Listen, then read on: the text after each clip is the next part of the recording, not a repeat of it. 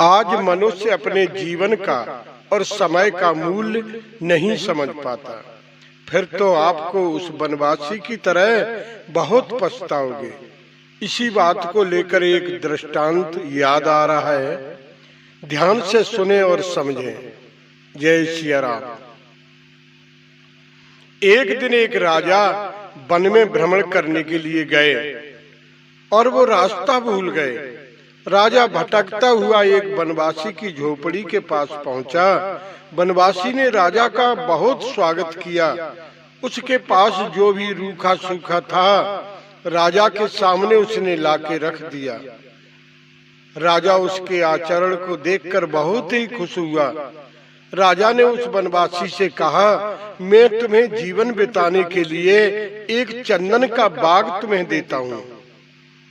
वनवासी यह नहीं जानता था कि चंदन का बाग क्या होता है। वनवासी को चंदन का बाग मिल गया। वनवासी चंदन के बाग को काटकर कोला बनाकर बाजार में बेचने लगा। धीरे धीरे पूरा चंदन का बाग समाप्त होने लगा। एक दिन वर्षा के कारण लकड़ियों का कोला नहीं बना सका। पानी बरस रहा था। उठाकर लकड़ियों को बाजार में ले गया।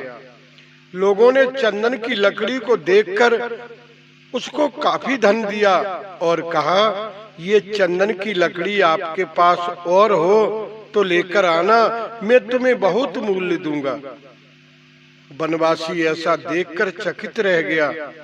अपनी नासमझी पर बहुत पछताने लगा।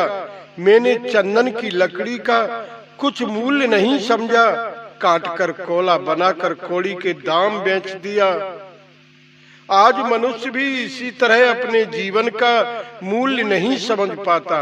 उस वनवासी की तरह आपको फिर बहुत पछताना पड़ेगा। जय सिया राम। जितनी भी कथा लिखी गई हैं, ये मानव के कल्याण के लिए लिखी गई हैं। सत्यनारायण की कथा, एकादशी की कथा, राम कथा, भागवत कथा, सब वेद पुराणों की कथाएं यह इसी उद्देश्य को लेकर लिखी गई हैं कि मानव अपने जीवन में उतारे। ऋषि मुनियों ने मानव के कल्याण के लिए बहुत ऊंचे विचार दिए हैं। सज्जनों, अगर मानव ने थोड़ा बहुत ही अपने जीवन में उतारा होता तो आज हमारी ये दशा नहीं होती। आज कथा लोग मनोरंजन के लिए करवाते हैं। कथा का लाभ लेने के लिए कथा नहीं करवाते, देखा शेखी में लोग कथा करवाते हैं। उन्होंने ऐसा किया था, मैं ऐसा करूंगा, मैं उनसे ज्यादा करूंगा। कथा करवाने में ईर्ष्या और अहम नहीं होना चाहिए। अगर अहम आ जाए तो कथा का कोई फल प्राप्त नहीं होता। एक कथा आती है, सुखदेव जी ने परीक्षित को कथा सुनाकर मुक्त कर दिया। यह बात एक धनी व्यक्ति ने सुनी तो फिर भागवत से उसको बहुत श्रद्धा हो गई। कोई कथावाचक मिल जाए तो भागवत करवाऊं। तो एक पंडित जी मिल गए जो भागवत के बहुत बड़े व्याख्याकार थे। उस धनी व्यक्ति ने कथा का आग्रह किया। पंडित जी ने विचार किया, यह तो धनी आदमी है, मुझे काफी धन मिलेगा, क्यों न इससे 4 कथा करवाई जाए। तो मुझे 4 कथा की मेहनत मिलेगी, ये धनी आदमी है। पंडित जी बोले, आपको 4 कथाएं करवानी पड़ेंगी। बोले क्यों? पंडित जी ने कहा, कलयुग है, धर्म करने वाले को पुण्य का 4था हिस्सा मिलता है।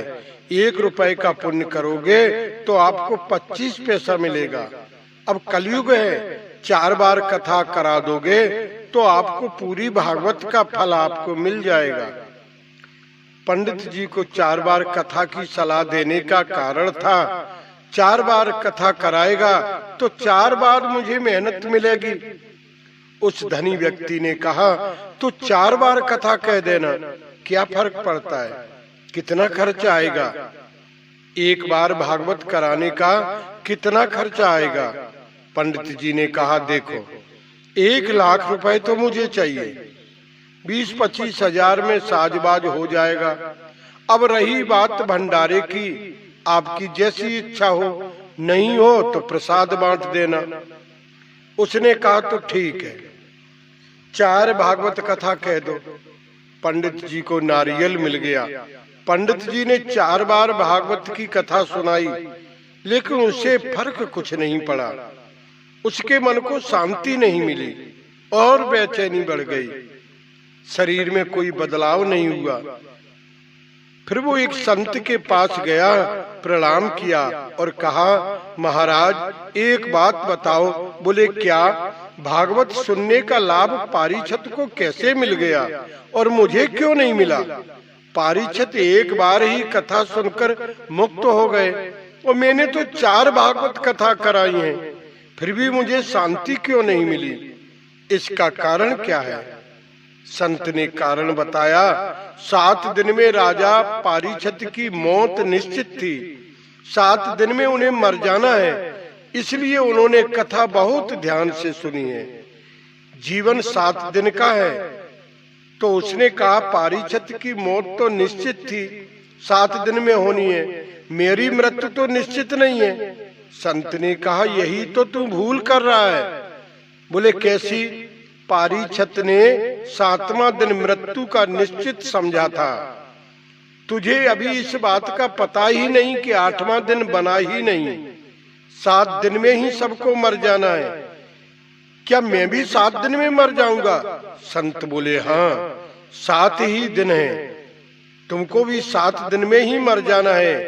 इन 7 दिनों के भीतर एक दिन छुपा है जिस दिन तुम्हें भी मर जाना है। जो कुछ कर पाओ कर लो, नहीं तो फिर बहुत पछताओगे।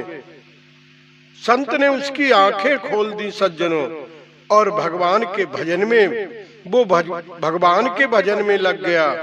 सारे अमालों का त्याग कर दिया और भगवान का भजन करने लगा, सत्संग करने लगा और मन को भगवान से जोड़ दिया और सब कुछ उस भगवान पर छोड़ दिया। उसके मन को शांति मिल गई। आज दुनिया के लोग इसी तरह भटके हुए हैं। धर्म की सीधी सरल व्याख्या है, हमारी वजह से किसी भी जीव आत्मा को कष्ट न पहुंचे। हाथ से दिया हुआ दान और मुख से निकला हुआ राम कभी व्यर्थ नहीं जाता। जय सिया राम।